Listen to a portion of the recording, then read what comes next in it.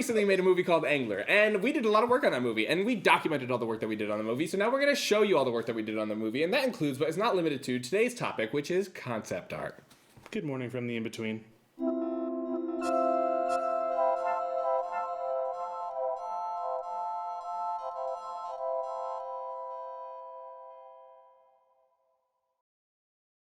Welcome back to another installment of Mornings from the In-Between. Today, we'll be starting a brand new series on this channel where we take a look behind the scenes at the making of our beloved short film, Angler. We're going to start by asking ourselves the question, what is the very first thing that you do when it comes to making a short film? In our case, it seems to be that we do drawings, or more specifically, I do drawings. I don't draw. He doesn't draw. I'm trying. I bought a sketchbook. Did you really? I did. I'm trying to teach myself. I watch YouTube videos, and they're like, draw what you see. So I try to make it a point to draw what I see. You know what? Make me a deal right now. Hey. Make me a deal right now. Hey. You're going to draw one piece of concept art for this episode. Hey, it's going to look really good. Yeah, it is. Guaranteed. It's going to look the exact same as what we're going to show you soon. Anyway, why does one make concept art? Mike? You make concept art so you have a reference as to what a scene, look, character, monster in this case is going to look like during pre-production, basically. That's a great point. Concept art, in my experience, is something that I usually do so that I can get everybody else on the same page as me as to what I want the thing to look like. So, whereas this is a monster movie, our concept art actually started with drawings of what I wanted our main characters to look like, because not every person looks the same. Hey. Hello. Oh. Nope. I would like to start by showing the very first piece of concept art that was ever created for Angler, and that is a painting that I did, a very small one, of what I originally had envisioned our main character, Ralph, to look like. So we're going to throw this up on the screen for you. And if you've seen the movie, you can kind of tell that we went in maybe a different direction because casting does not always give you the opportunity to select a human of the exact facial and hair requirements that you originally had wanted in your mind. It is not, in fact, a game engine, and you cannot create your character. But hey. But we love the way that guy looks. His face is so pretty. Love you, guy. Thanks for being our main actor. You did a wonderful job.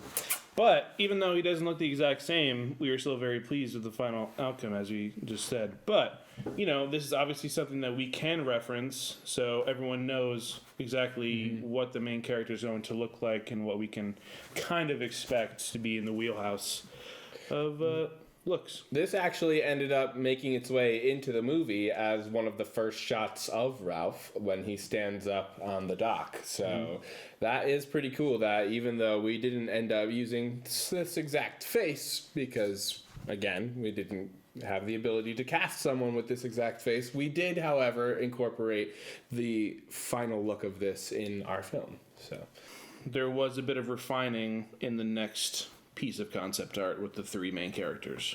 So what we have here is a drawing of Murr, Ralph, and Dayton, respectively. These were the original concepts for the costumes and their faces, in my mind, because, like I said, these drawings were done to get everybody on the same page, so I did these before we did the casting in order to just try to get a general feel for the characters. So we ended up changing the outfits slightly in the film. Dayton actually stays pretty faithful right down to his slippers. But Ralph did change in the fact that we didn't want him to wear a jacket because it was actually hot as heck the day that we filmed. So we ended up not going with a jacket, and we didn't do like a beret either. I think we did a regular baseball cap. Yeah. Yep. So when it came to Murr's outfit, we ended up having to change it from the original color also because we ended up not liking the way that it looked on set. So we changed it to a more earthy green, which ended up matching the color palette of the film a little bit better. So yeah, that was the first two drawings. I did do one more drawing of what I wanted Dayton to look like. This is a very caricature-y drawing, but nonetheless, here's a little bit more art as to what we wanted the characters to originally look like. So One more thing that you use concept art for is in order to set your scene, you can actually draw out the space so that you have a better understanding as to where the cameras can go, what angles you can grab. And being as though that we were on a dock, we had very limited space. So we also drew out this area as our set design sort of concept art, where we placed the things that we were going to have in our scene already, so that when we got to set, everything was already, Yeah. So luckily enough, we location scouted and were able to get a feel for what the set was going to look like. We were able to take pictures of the dock lake, so then we can draw this up and plan from home. So we started just like as anybody else would, with a lot of drawings of a fish man. Giraffe. Not that fish man. And now that leads us into the fun stuff, the meat of this episode. What we're going to show you now is all the cool concept art of the angler herself. By the way, the angler's name is Joanna. We named her after this lizard, a monitor lizard from this movie called Rescuers Down Under. Deep cut, but that is her name. So please respect her pronouns, she, her. Thank you. Originally, when we had the first idea of making this movie, we wanted it to be an homage to all of our favorite monster moments from all of our favorite monster movies, right? One of the first ones we wanted to recreate was the silhouette of Iron Giant against the evergreen trees from the movie The Iron Giant. We also wanted to recreate the scene from the Wampa Cave in Empire Strikes Back.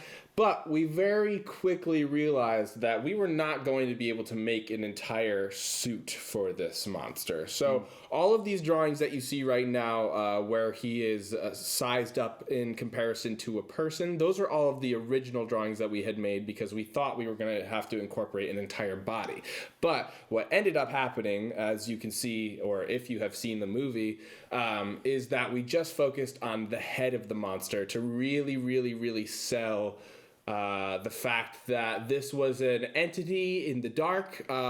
This idea came from Finding Nemo, where you see the most horrifying depiction of an anglerfish ever put to film, and all you see is whatever lights up from its little dangly bit, which is crazy that I don't know what that's called, even though we've made this entire movie and puppet and whatnot. What is that called? Oh, it's the dangly bit. dangly bulb. It's the dangly light. It's the The bibbly bop. So once we decided that we were going to actually pull away from doing an entire body and we just focused on the head, all of my drawings kind of geared towards that portion of the body, and we just really focused on face shape, jaw shape, eye shape, and little dangly bit shape.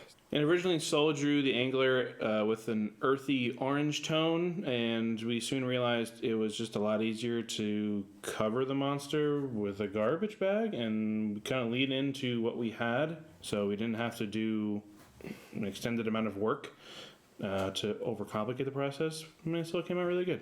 Another thing that is very prevalent in the concept art that ended up being lost in translation is the other sort of glowy bits that we had originally intended. So, like, if you can see in the first one where I really focused on the face shape, there are a lot of iridescent like points behind the eyeball, which we just ultimately, like you said, to not overcomplicate the process, ended up removing from the final design. It would have been really cool. We were thinking about adding like little LED strips, right, to like the back of her head, kind of like around like the eye area that you were talking about.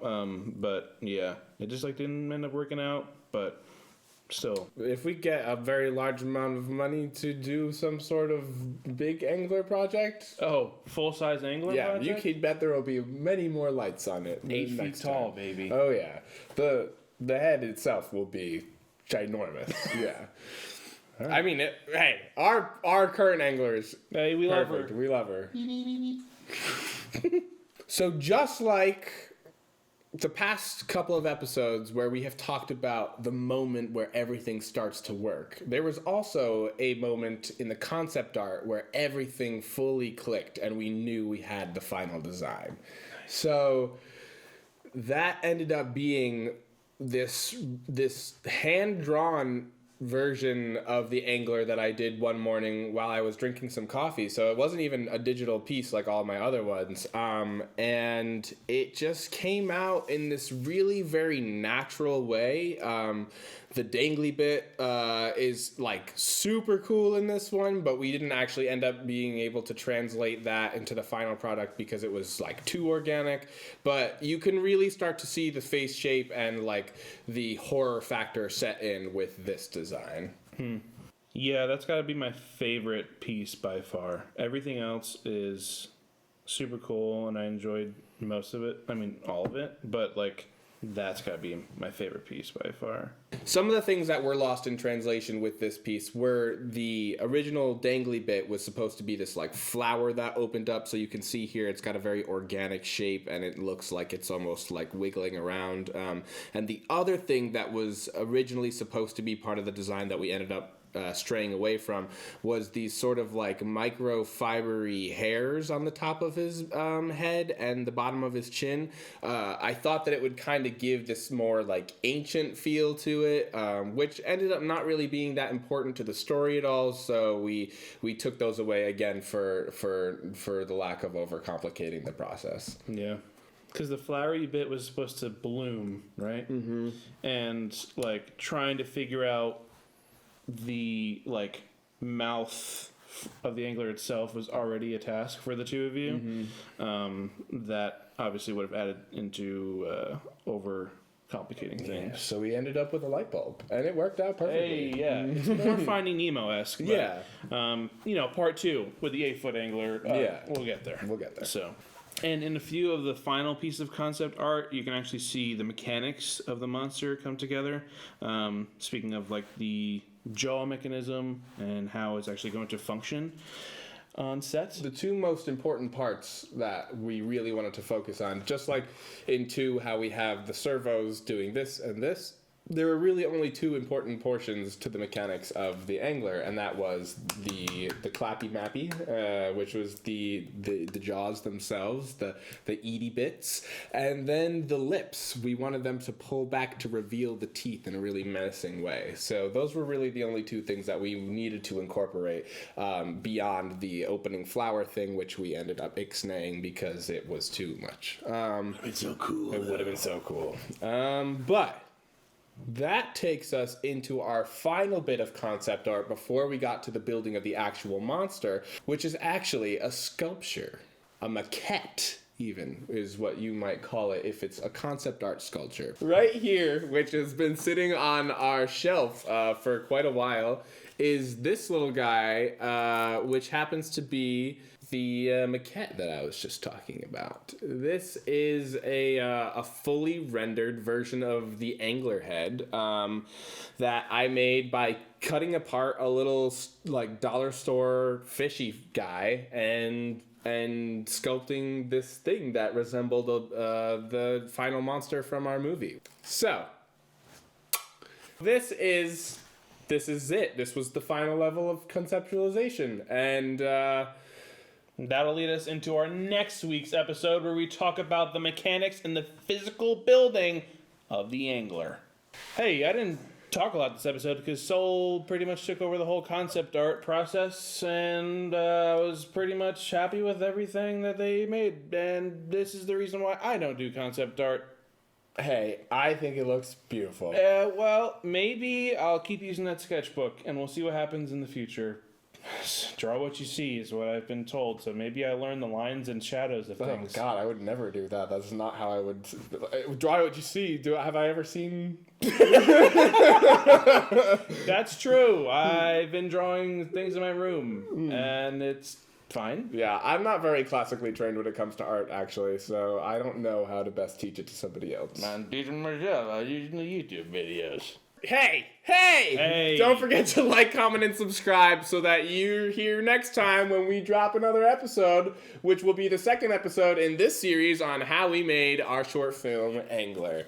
Yes, it's a very exciting episode. We can't wait to air it next week. At what time? What day? 9 a.m. Wednesday. You're screaming. Sorry. 9 a.m. every Wednesday. We will see you then.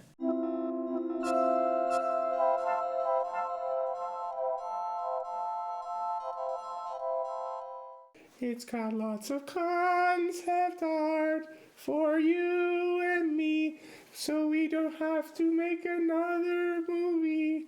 Let's just stop this. Yeah. Yeah.